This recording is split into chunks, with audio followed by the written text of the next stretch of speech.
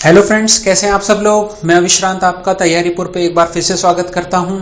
आज हम जो मार्च का करंट अफेयर है उसको पूरा करेंगे, उसके बाद फिर आगे वाले करंट अफेयर पे हम लोग आगे बढ़ेंगे। ठीक है दोस्तों, और हमारा जो लक्ष्य है, हमारा जो ध्येय है, आपको फ्री एजुकेशन प्रोवाइड करना, आपका कोर्स पूरा कंप्लीट करवाना, तो उसी पे हम आगे बढ़ रहे हैं। तैयारीपुर को ज़्यादा से ज़्यादा लोगों तक पहुँचाएँ, शेयर करें वीडियोज़ को दोस्तों, और सब्सक्राइब करें, बेल आइकन को दबाना ना भूलें। ठीक है, तो आज की जो क्लास है उसको शुरू कर रहे हैं हम करंट अफेयर की। जो बचा हुआ हमारा मार्च का करंट अफेयर है उस पे हम आगे बढ़ते हैं दोस्तों। ठीक है,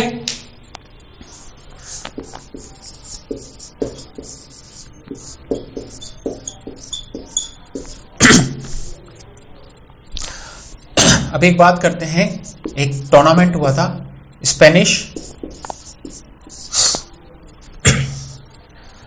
पैरा इंटरनेशनल, ठीक है। ये टूर्नामेंट कहाँ हुआ था? ठीक है, तो सबसे पहले तो ये कहाँ हुआ था? तो कार्टाजेना, ठीक है। और कार्टाजेना कहाँ है? स्पेन में है।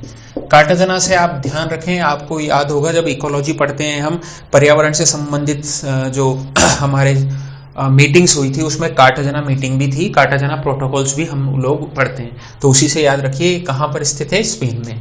और राजस्थान के जो खिलाड़ी हैं कृष्णा नागर, है ना, कृष्णा नागर के बारे में आप सब लोग जानते हैं, पैरा एथलीट है राजस्थान के, बैडमिंटन खेलते हैं। इन्होंने क्या किया है, एक तो स्वर्ण और एक रजत पदक जीता है।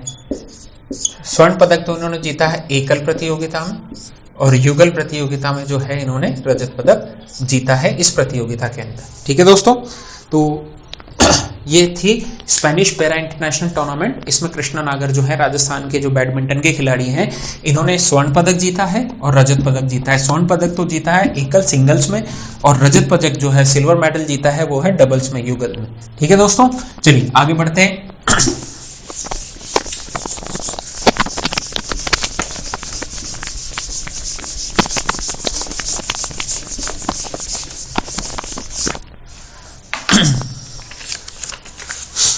अब बात करते हैं, हमारे एक और खिलाड़ी हैं, उनका नाम है सलमान खान। ठीक है, तो सलमान खान जो है ये राजस्थान के क्रिकेट खिलाड़ी हैं। पहली बात तो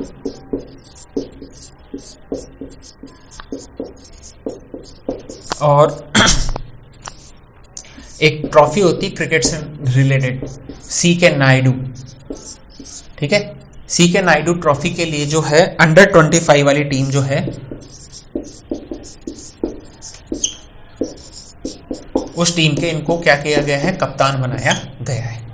ठीक है, तो सलमान खान जो है, इन्हें क्रिकेट खिलाड़ी हैं ये राजस्थान की टीम के, और ये जो C.K. नायडू ट्रॉफी है, इसमें जो अंडर 25 टीम जो है, 25 साल से कम उम्र के जो खिलाड़ी हैं, उस टीम का जो है वो कप्तान कौन है? सलमान खान है, राजस्थान की क्रिकेट टीम का। ठीक है दोस्तों, चलिए आगे बढ़ते हैं। अब बात करते हैं, हमारी एक योजना है इंदिरा रसोई योजना। सबने देखी होगी इस योजना के बारे में, कई जगह आपने, जो शहर में रहते हैं खासकर उनके लिए। तो इसके कुछ आंकड़े सामने आए कि कहाँ ये योजना सक्सेसफुल है और कहाँ ये योजना अनसक्सेसफुल रही है। तो सबसे पहले जो है वो सक्सेसफुल की बात करते हैं। कहाँ पर जो है हाईएस्ट नंबर्स मार्क्स मिले हैं, हाईएस्ट जो है वो इस चीज़ को मिला है, मतलब कहाँ ज़्यादा सक्सेसफुल रही है, तो ये है प्रतापगढ़ में। ठीक है, फिर आई है हनुमानगढ़ में, मतलब यहाँ पर जो लोग हैं ये इस योजना का काफ़ी ज़्यादा फायदा उठा रहे हैं। ठीक है, और दौसा, ये 3 जो जिले हैं, इनका क्रम जरूर याद रख लीजिएगा, क्योंकि पेपर जो है आपका जनवरी में है, और अगर आप लाइब्रेरियन का पेपर देखें या फिर आप जो आपका कंप्यूटर इंस्ट्रक्टर का पेपर हुआ था वो देखेंगे, साथ ही साथ अगर आप जो ज्योग्राफी और साइंस वालों का हुआ था लैब असिस्टेंट का, उसमें जो है देखें तो कुछ सवाल जो हैं वो 1 साल पुराने तक पूछे गए हैं। तो यहाँ जो भी हम करंट अफेयर पढ़ रहे हैं तो 1 से 2 सवाल आपके 100% आने के चांस है।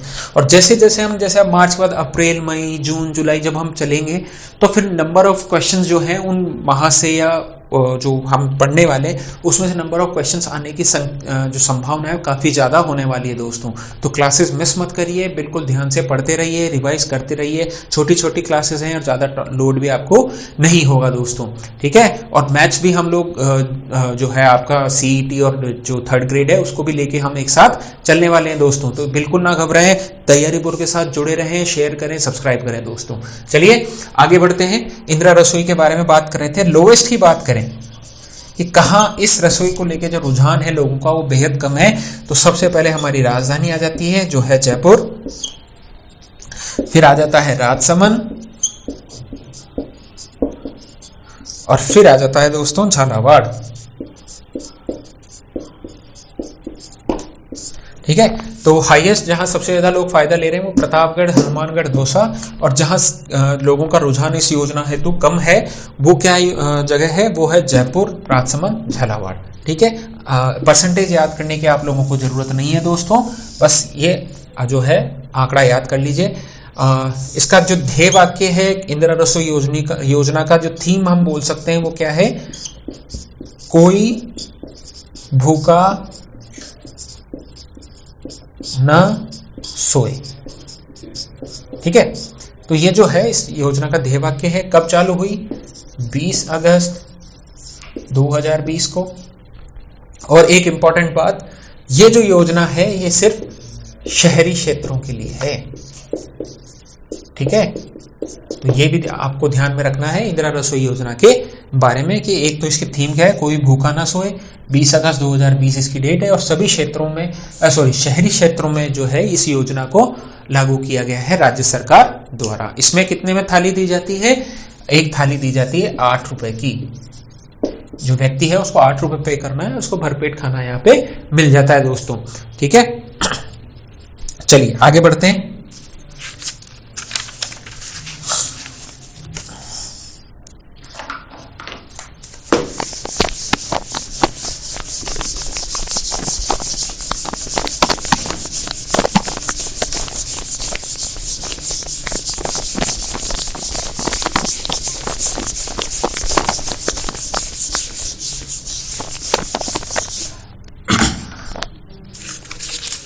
चलिए अब बात करते हैं हम तपन शर्मा जी, ठीक है। तो तपन शर्मा जी जो हैं ये कहाँ से बिलोंग करते हैं, पहली बात तो उदयपुर से। और क्यों चर्चा में है कि IPL के जो मैचेस हुए ना, IPL के मैचेस IPL 2022 के जो हुए थे उनमें इन्हें अंपायर के तौर पे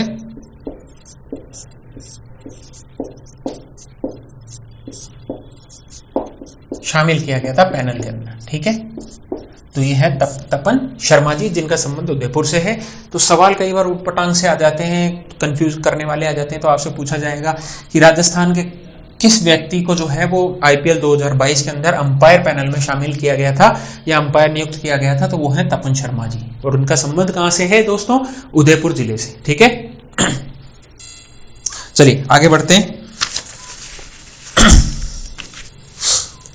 अब बात करते हैं, एक संस्था है UNEP, ठीक है। इसने क्या रिपोर्ट निकाली है, प्रदूषण की, ठीक है।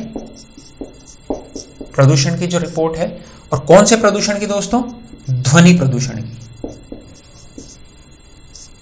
ठीक है। तो ध्वनि प्रदूषण की जो रिपोर्ट है इसने वर्ल्ड वाइड निकाली है। और इसके अंदर जो है वो मुरादाबाद एक जगह है उत्तर प्रदेश में, इसका 2nd रैंक है वर्ल्ड में, मतलब ध्वनि प्रदूषण यहां पे जो है वो सबसे ज्यादा है, ठीक है। और जयपुर जो है इसकी जो है 4th रैंक है, किसमें, देश में। मुरादाबाद की तो है विश्व में, और जो जयपुर है इसकी जो है 4th रैंक है देश में। और दिल्ली की जो अगर बात करें, दिल्ली जो है हमारी देश की राजधानी, इसकी है 5वीं रैंक, 5th है देश में। तो जो जयपुर है वो दिल्ली से भी ज्यादा ध्वनि प्रदूषण में आगे है दोस्तों। ठीक है, तो ये चीज आपको ध्यान रखनी है, तीनों शहर आपको याद रखने हैं। और अगर आपसे पहला पूछा जाए, वर्ल्ड में पूछा जाए, विश्व में, क्योंकि अंतरराष्ट्रीय करंट अफेयर भी आपके सीईटी में दिया हुआ है, तो यहाँ साथ में याद कर लीजिएगा। फर्स्ट कौन है? ढाका। और ढाका किसकी राजधानी है दोस्तों? बांग्लादेश की। और बांग्लादेश की मुद्रा क्या है दोस्तों? टका। ठीक है, यहाँ टका चलता है। ठीक है, और क्या फेमस है ढाका का? मलमल। ठीक है दोस्तों, तो ये सब चीजें थोड़ी बहुत आप लोग याद रखिएगा। और यूएनईपी जो है इसकी ध्वनि प्रदूषण की रिपोर्ट है। दुनिया में सबसे ज्यादा जो ध्वनि प्रदूषण वाला शहर है वो है ढाका, बांग्लादेश के अंदर। अगर बात करें विश्व में दूसरा तो मुरादाबाद, और देश में बात करें तो जयपुर 4थे नंबर पर है, दिल्ली 5वें नंबर पर है दोस्तों। तो ये जो रिपोर्ट है इसके कुछ आंकड़े जो हैं वो चौंकाने वाले हैं और हमारे स्वास्थ्य हेतु बिल्कुल भी अच्छे नहीं है दोस्तों। ठीक है, तो ये ध्यान रखिएगा। नेगेटिव न्यूज है, नहीं पूछते हैं, फिर भी थोड़ा बहुत हमें जानकारी रहनी चाहिए, क्योंकि कई बार ऐसा सवाल आ सकता है दोस्तों। ठीक है, चलिए आगे बढ़ते हैं। हमारा जो एक संस्थान है देश का, उसका क्या नाम है? नीति आयोग। सब जानते हैं। इसने एक रिपोर्ट निकाली है, उसका नाम है ईपीआई रिपोर्ट। ठीक है, तो ये जो रिपोर्ट है इसका मतलब है एक्सपोर्ट प्रिपेयर्डनेस इंडेक्स, निर्यात हेतु तैयारी रिपोर्ट। ठीक है, तो इसमें जो कौन सी कंट्रीज हैं? लैंडस्केप कंट्रीज हैं, सॉरी लैंडस्केप जो है स्टेट्स हैं। लैंडस्केप मतलब जो समतल जमीन पर है, जैसे एमपी हो गया, राजस्थान हो गया, महाराष्ट्र हो गया, गुजरात हो गया, है ना। और दूसरी जो कंट्रीज हैं वो स्टेट्स हैं, वो हमारे जो पूर्वोत्तर इलाके हो गए वो हो गए, या फिर केंद्र शासित प्रदेश हैं। तो ऐसे 3 कैटेगरी हैं। तो इस लैंडस्केप कैटेगरी के अंदर जो राजस्थान है वो कौन से स्थान पर है? 6th। ठीक है, और हमारे अंक कितने हैं? 47.13। ठीक है दोस्तों, तो 6th प्लेस पर हैं। अभी रिसेंट की रिपोर्ट 2020 में हम कौन से स्थान पर थे दोस्तों? 1st। तब हमारे अंक कितने थे? 62 अंक थे। ठीक है, तो ये आंकड़ा आपको ध्यान रखना जरूरी है कि एक्सपोर्ट प्रिपेयर्डनेस इंडेक्स, निर्यात तैयारी हेतु जो तैयारी रिपोर्ट है उसके अंदर जो है अभी हम वर्तमान में कौन से स्थान पर हैं? 6ठे स्थान पर हैं। वर्ष 2020 में कौन से स्थान पर थे हम? पहले स्थान पर थे, 62 अंक थे। अभी कितने हैं? 47.13 अंक हैं हमारे दोस्तों। ठीक है, चलिए आगे बढ़ते हैं। अब राजस्थान में एक विधेयक पारित हुआ है। ठीक है, चीटिंग को लेके, एग्जाम में जो चीटिंग्स हो रही हैं उसके संबंधित एक विधेयक पारित हुआ है, जिसका नाम है अनुचित साधनों की रोकथाम हेतु जो विधेयक है उस पर बात करते हैं। ठीक है, तो इस विधेयक में जो है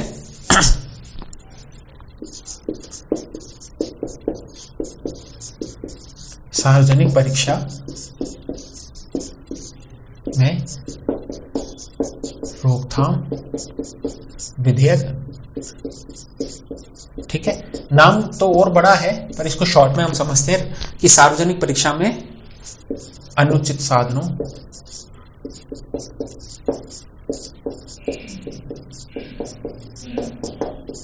की रोकथाम विधेयक। ठीक है, तो इसमें ऐसा है कि अगर कोई छात्र है ना अनुचित साधनों का प्रयोग किया जाएगा तो उसे 3 वर्ष का कारावास, है ना, या फिर उस पे न्यूनतम 1 लाख रुपए जो है का आर्थिक दंड भी लगाया जाएगा। साथ ही साथ उसको जो है 2 वर्ष तक परीक्षा में बैठने से वंचित किया जाएगा। ठीक है, तो ये सब होगा छात्र के। अगर कोई एजेंसी का व्यक्ति है ठीक है, जो एजेंसी एग्जाम करा रही है, जैसे स्कूल हो गया या किसी कॉलेज में आपका सेंटर है, वहां पे जो लोग हैं वो लिप्त हैं इस चीटिंग में, तो उनके साथ क्या कार्रवाई की जाएगी, क्या उन्हें दंड दिया जाएगा? उन्हें दंड हेतु क्या किया जाएगा? एक तो 5 से 10 वर्ष कारावास, है ना, और 10 लाख से 10 करोड़ तक का जो है उन्हें आर्थिक दंड भी दिया जाएगा। ठीक है, और अगर वो ये संपत्ति जो है वो देने में असमर्थ है इतनी राशि, तो उसकी चल या अचल संपत्ति को क्या किया जाएगा? जब्त किया जाएगा। ठीक है, तो ये एक विधेयक है, उसमें ये जो प्रावधान किए गए हैं। ठीक है, तो आपसे सवाल कैसा पूछा जाएगा कि जो ये विधेयक है सार्वजनिक परीक्षा में अनुचित साधनों को रोकने हेतु जो विधेयक पास हुआ है, अगर उसमें कोई छात्र लिप्त पाया जाता है तो उसे कितने वर्ष तक के कारावास का प्रावधान है, ऐसा सवाल आएगा। तो उसमें ऑप्शन होंगे 2, 3, 4, 5, तो आपको टिक करना है 3। पर अगर उसमें सवाल आ जाए कि कोई एजेंसी है वो लिप्त है, उसे कितने न्यूनतम कितना दिया जा सकता है? 5 साल, अधिकतम कितना है? 10 साल। ठीक है, तो ये थोड़ी सी डेटा जो है वो आपको ध्यान होने चाहिए दोस्तों। ठीक है, और ये तो हमारे लिए काफी जरूरी है क्योंकि हम कंपटीशन की तैयारी कर रहे हैं हम सब लोग, है ना, तो ये चीजें थोड़ा सा आप लोग ध्यान रखिएगा दोस्तों। ठीक है, चलिए आगे बढ़ते हैं।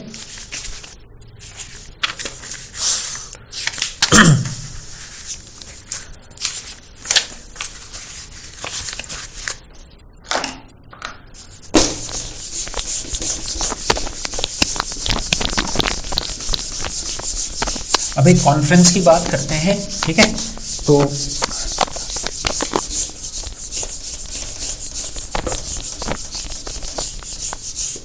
ये जो कॉन्फ्रेंस है, इस कॉन्फ्रेंस का नाम है इंडियन साइंस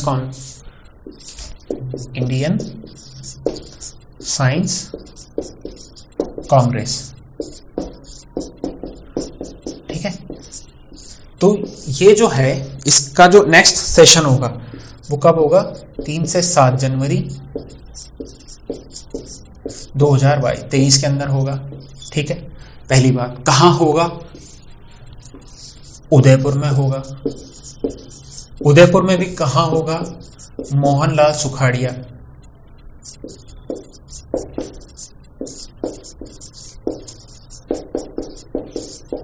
ठीक है दोस्तों, मोहनलाल सुखाड़िया जो कॉलेज है, यूनिवर्सिटी है, उसके अंदर जो है ये प्रोग्राम होगा। ठीक है, और कौन सा अधिवेशन होगा? 108वां। ठीक है दोस्तों, तो ये चीज हमें ध्यान रखनी है कि इंडियन साइंस कांग्रेस है, ये सवाल आपसे पूछा गया है लाइब्रेरियन के पेपर में, है ना, सॉरी लैब असिस्टेंट के पेपर में। ये सवाल ऐसा का ऐसा है कि इंडियन साइंस कांग्रेस का जो अगला अधिवेशन है 108वां अधिवेशन वो कहाँ होगा, और उन्होंने उदयपुर ना पूछ के ये यूनिवर्सिटी का नाम दिया था दोस्तों। ठीक है, तो उन्होंने ऐसा दिया था मोहनलाल सुखाड़िया यूनिवर्सिटी उदयपुर, फिर जयपुर के भी कुछ कॉलेज थे, जोधपुर का भी था। तो ऐसे सवाल अब लोग आपके सामने आ रहे हैं दोस्तों, तो ये चीजें जो है बिल्कुल ध्यान में रखिएगा, सेट करके रखिएगा। ठीक है, रिवाइज करते रहिएगा, 2-3 बार वीडियो को देख लीजिएगा, कोई प्रॉब्लम नहीं है। ठीक है, और लाइक जरूर करिएगा वीडियो को दोस्तों। ठीक है, अब आगे बढ़ते हैं। अब बात करते हैं औषधि परीक्षण प्रयोगशाला। ठीक है, तो औषधि परीक्षण प्रयोगशाला जो है वो क्यों काम में आएगी? अगर कोई अमानक दवाई है तो उसकी टेस्टिंग करना कि ये दवाई सही है कि नहीं है, ठीक है, स्टैंडर्ड में है कि नहीं है, ठीक है, कहीं नकली दवाई तो नहीं है। तो इन सब की टेस्टिंग हेतु जो है वो ये लैब्स काम में आती हैं। औषधि परीक्षण प्रयोगशालाएं जो होती है, मेडिसिन टेस्टिंग लैब्स जो होती हैं, तो राजस्थान में कहाँ कहाँ है ये ध्यान जरूर रखना है। तो पहली बात, जयपुर में बन रही है, अभी तक जयपुर में नहीं है दोस्तों। और जो बड़े शहर हैं 3, वो जोधपुर जहां ये है, फिर बीकानेर और उदयपुर। ठीक है, तो ये 4 शहर है, 3 में तो ऑलरेडी अवेलेबल है, जोधपुर, बीकानेर, उदयपुर में, और जयपुर में जो है अभी निर्माणाधीन है, बन रही है दोस्तों। तो सवाल पूछा जा सकता है कि जोधपुर, बीकानेर, उदयपुर और जयपुर चारों देखे पूछ लें, औषधि परीक्षण प्रयोगशाला कहाँ स्थित नहीं है, तो आंसर करना पड़ेगा जयपुर, क्योंकि अभी तक है नहीं, अभी निर्माणाधीन है दोस्तों। ठीक है,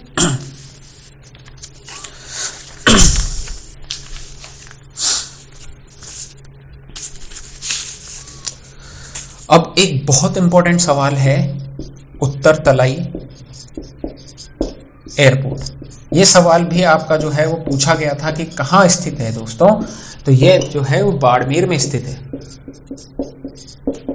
ठीक है, और ये सवाल भी जो है आपका किस में पूछा गया था दोस्तों, लैब असिस्टेंट के पेपर में पूछा गया था कि उत्तर तलाई एयरपोर्ट कहाँ स्थित है, तो बाड़मेर में स्थित है। और ये जो एयरपोर्ट था ये पहला कैसा एयरपोर्ट था, सैन्य एयरपोर्ट था। ठीक है, और अब इस सैन्य एयरपोर्ट को कौन सा बना दिया गया है, सिविल एयरपोर्ट, या बोल सकते हैं हम नागरिक एयरपोर्ट। ठीक है, और अब राजस्थान का एक कौन सा एयरपोर्ट हो गया दोस्तों, तो ये हो गया 8वां। ठीक है, तो 8वां सिविल एयरपोर्ट कौन सा है राजस्थान का, उत्तर तलाई। या आपसे पूछा जा सकता है कि उत्तर तलाई एयरपोर्ट कहाँ स्थित है, जो कि पूछा जा चुका है आपसे, जो कि बाड़मेर में है दोस्तों। ठीक है, तो चलिए आगे बढ़ते हैं।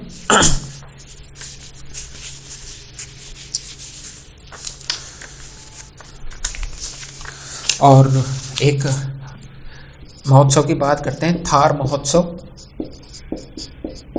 ठीक है, ये कहाँ था, ये इस बार मनाया गया था 28 मार्च को। ठीक है, एक तो होता है डेजर्ट फेस्टिवल, है ना, तो डेजर्ट फेस्टिवल अलग होता है, उसको बोलते हैं मरु महोत्सव। यह है थार महोत्सव। तो 28 मार्च को कहाँ मनाया गया था, बाड़मेर में दोस्तों। ठीक है, और यही बस। ठीक है, तो ये हो गया दोस्तों हमारा मार्च का करंट अफेयर राजस्थान से स्पेसिफिक। ठीक है, तो आई होप कि आपको ये चीज़ें समझ में आ रही होंगी और ज़्यादा डिफिकल्ट नहीं है। एक बार आप पढ़ेंगे, सुन भी लेंगे वीडियो को, तो कोई दिक्कत नहीं है, और जल्दी से जल्दी ये चीज़ें जो हैं आपको याद हो जाएंगी। बिल्कुल जो है शॉर्ट में आपको पढ़ाया गया है, पर एग्जाम ओरिएंटेड पढ़ाया गया है दोस्तों। खास बात ये है, ये मत सोचिएगा कि इसमें से भी हम कुछ छोड़कर चल जाएं, क्योंकि हम लोगों ने ऑलरेडी रिसर्च करने के बाद, पुराने पेपर देखने के बाद, एक्चुअली में यह जो पढ़ाए हुए में से आया हुआ सवाल है, तो जैसे उत्तर तलाई वाला है ना, उदयपुर का मोहनलाल सुखाड़िया वाला जो है, ये भी सवाल, ये देखिए जो दोनों ये वाला सवाल और ये सवाल एक ही पेपर में, एक ही शिफ्ट में पूछे गए हैं दोस्तों। तो बिल्कुल ध्यान लगा के आप करंट अफेयर को बिल्कुल हल्के में मत लेना, चाहे सीईटी हो, चाहे 3rd ग्रेड का पेपर हो आपका दोस्तों, है ना। तो बिल्कुल इस पे बिल्कुल ध्यान लगा के पढ़ते रहिए, रिवाइज करते रहिए, क्लास को ज़्यादा से ज़्यादा शेयर करते रहिए दोस्तों। और आपके फीडबैक भी जो है वो कमेंट के साथ बिल्कुल आप लोग शेयर कर सकते हैं दोस्तों। कल से हम मैथ्स भी स्टार्ट करने वाले हैं, जो भी हम पढ़ चुके थे, एडिशन सब्ट्रैक्शन जो है, उसके बाद हम कल पढ़ेंगे बॉड मास पढ़ेंगे। ठीक है दोस्तों, तो चलिए मिलते हैं अपन नेक्स्ट क्लास में। Till then take care, bye.